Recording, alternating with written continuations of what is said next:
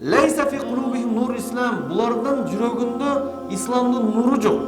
Фа иннахум ашрал халq. Булар адамдардын эң начар адамдары, жаман адамдар. Пул көп болгону менен ал теке берди. Акылы жок да. Андай болгону менен аны бир жери бар, мен билем.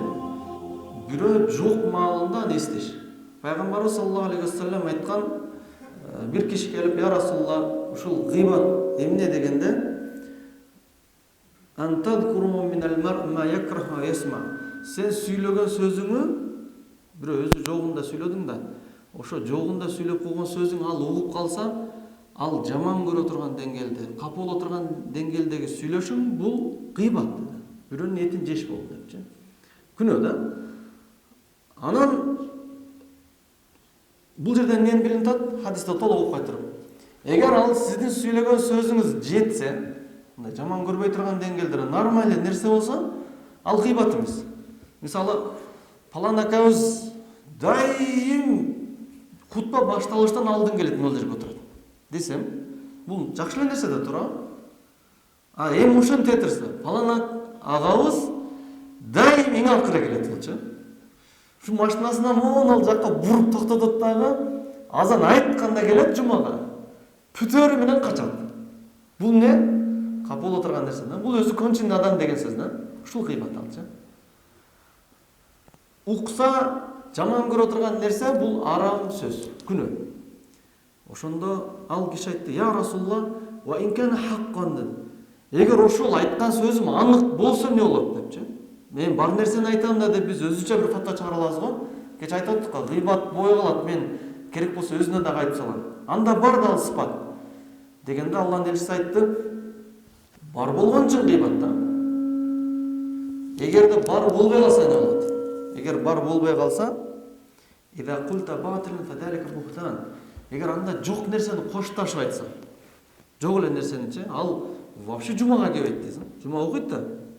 Ол ушундай намаз окубайт алчы. Ол ушундай начар деп жок сыпаттарды айткан болсо, бул бухтан деген. Бухтан деген доомат коюп атасың. Доомат эки эсе күнөө. Гыйбат өзү жокто бир бар нерсени айтканың өзү күнөө, жок нерсени айтканың доомат эки эсе күнөө да. Тонналаган оор күнөөлөр кыяматта таралып турган күнөө бул бухтан. Бухтан деп жала жабууну, доомат коюуну Куранда бир нече жерде эскерткен. Мунун күнөөсү ушундай деңгээлде оор. Кандай деңгээлде оор? Кылган жакшылыктары Аллахка жетпей кала турган деңгээлде. Көрө албас адам, ушакчы адам, жана доомат кайган адам, бул асты бүтүн эмес нерсе менен ташыган, суу ташыган адам сыяктуу деген. Ташса не кылат? Жетпейт. Же болсо асты тешик челек менен суу ташып келатасыз. Сууну алдыңыз, толтурдуңуз, таза суу. Үйгө келатасыз, келге чейин агып түгөнүп калды. Бул не болот? Жок нерсе алчы. Эмнеге жок дегенде, бул бир жагынан жакшылык кылышы мүмкүн. Ажылык кылды, умра кылды, мечитти салды, бир жерде кайрымдуулук кылды, намазга келип окутат, башка кылат, биякта сооптор жазылып атат. Бирок аркасынан жамандыктар дагы жазылып атат. Жазылган жамандыгы дооматтын күнөөсү ушунчалык оор болгондуктан муну жаап кетти жакшылыктарынча. Ар канча жакшылык кылбасын, анын оорчулугунан өткөн жамандыктарды кылып коюп атат дагы акыр аягында эмне болот? Жок эсептелет. Пайгамбарыбыз сахабаларга чыгып туруп айтты: "Муфлис эмне экенин билесиңерби?" Муфлис эмне? Дегенде муфлис араб тилинде которгондо банкрот болгон адам муфлис дейт да. Бир сооданы баштады дагы, акчаны салды, пайдадан караганда зыяны көп болуп кетти да. Анан убактысы кетти, акчасы кетти, бирок пайда чыгара албады. Муну муфлис деп. Алар соодадан, ишинен артта кеткен адамды айтабыз дегенде жок дейт. Ал бул дүйнөдөгү нерсе, бул банкрот болгондо Алла Таала өзү толтуруп берет. Бул анчалык деңгээлде муфлис эмес. Мен айта турган муфлис кыямат күнүндө эч кандай артка жол жок болгон учурда, эч кандай валюта иштебеген учурда, кыямат күндө тоодой сооптуу иштер менен барат. Жакшылыктар мененчи. Бая биз эсептедик го. Аябай көп жакшылыктар менен барган. Бирок бирөөнү ушактаган, гыйбаттаган, бирөөгө доомат койгон, да бирөөгө зулумдук кылган, ошол нерсесине чечиш үчүн жакшылыктарынан алып бериле берет. ооба, жакшылыктарың бар, бирок жамандыктарың дагы бар. Наркын акысын жегесиң да. Бирөөнүн айыбы болсо, Алла Таала өзү убада берген. Дүйнөдө дагы, ахиретте дагы өзүм жазалайм. А силер аны соттоп ойлоп койгула деп. Биздин ишибиз эмес. Ага соттогондо кээде туура айтып койсоң гыйбат болот, туура эмес айтып койсоң доомат болот. Эки вариантты тең уткурабыз. Эки вариант тең жетсе, ал адам жумушка колу барбай, ушул көңүл чөккөн абалда отот. Мына ошондуктан бирибизге тийишмей жок. Шариятыбыз Алла Таала арам кылынган.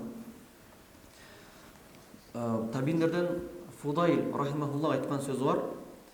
Бул пайгамбарыбыздан сабак алган адам болгон, балким пайгамбарыбыздан айтылган түшүнүктү бизге өзүнүн тили менен берип атат. Фи ахир заман каумун бахатун деген.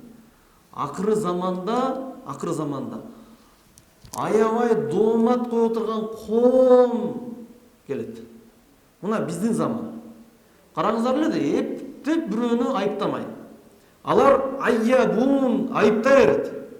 Ал андай болгону менен мындай болгону менен андай депчи. Мисалы, көрө албастык деп атап коебуз го, мисалы, бирөө болуп кетти да. Болуп кетсе, ал пул көп болгону менен ал теке бер да. Ал акылы жок да. Бирөө өтө акылдуу болуп кетти, агартуу жол менен жүрүп. Ол акылдуу болгону менен анын пулу жок да. Дагы бирөө болсо, андай болгону менен анын бир жери бар, мен билем. Деп кечке анын этин же туурудагы точно айыбы менен, же айыбы жок болсо дагы кошуп ташлап ушуларды акыр заманда ушундай адамдар келет. Фахдарухум, алардан абайлаңдар, этият болгула. Алысыраак жүргүлө. Фаиннахум ашрал халq. Булар адамдардын эң начар адамдары, жаман адамдары. Алар кайсылар? Сизге келип айтып кетет. Палан адам мындай адам, палан мындай адам деп айтып атабы? Ушул коом айыптоочу, доомат коючу. Эми караңыздар жаман. Анан билиңиздер, сизге бирөөнү айыптап келип атабы? Бул адам сиздин командаңызда эмес. Эртең сизди башка жака айтып барат. Муну Ал-Ияд рахималлах айтат. Ушул эң жаман адамдар.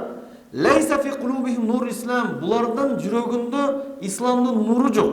Карасаңыздар, көп сөз ташыган, көп доомат койгондордун бетине эле Алла Таала билдирип койгон. Бизди көп кыйнабастанчы.